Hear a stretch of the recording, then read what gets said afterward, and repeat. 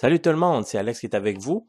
Aujourd'hui, je vous montre que même à travers une tempête de neige extrême, le port de recharge du Kona peut survivre sans être protégé par des équipements qui se vendent aftermarket, comme on dit. Alors, vous voyez que la tempête était assez robuste.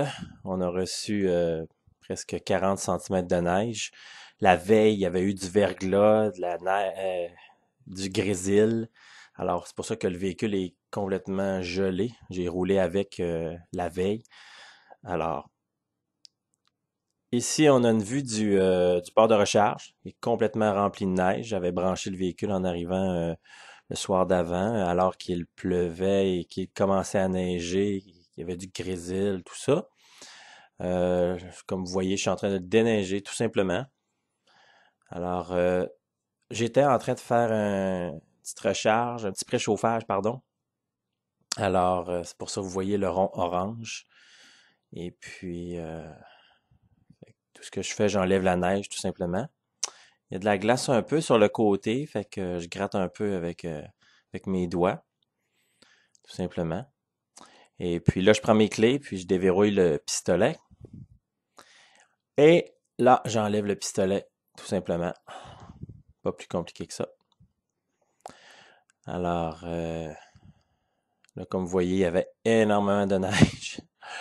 Alors, je vais déposer le pistolet sur ma borne. Voilà. Ensuite de ça, je retourne au véhicule, au Kona, et puis là, je vais refermer le port de recharge.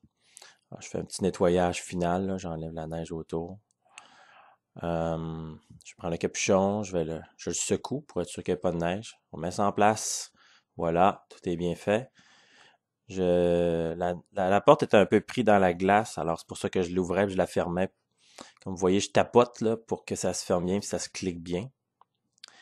Et puis voilà, c'est tout. Là, je la réouvre pour voir qu'elle se réouvre bien. Oui, j'ai pris mes ongles, là. C'est sûr qu'elle n'a pas soulevé comme quand il n'y a pas de glace, mais ça s'est ouvert, c'était faisable. Alors voilà, c'était ça pour vous montrer que même en pleine tempête, le port de recharge du Kona, ça marche.